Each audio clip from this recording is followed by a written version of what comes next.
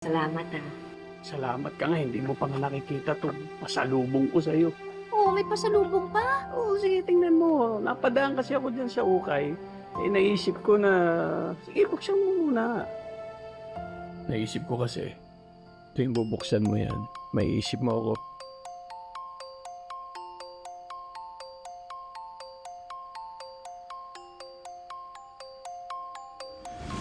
Oh! Diba ikaw ang may gawa nito ng mga bata pa tayo? Natago mo pala? Alam ko namang paborito mo yan. Kaya binibigay ko yan sa'yo bilang reward dahil galing ka at masipag sa trabaho. Ang ganda naman ito. Baka maiyak ka pa, ha?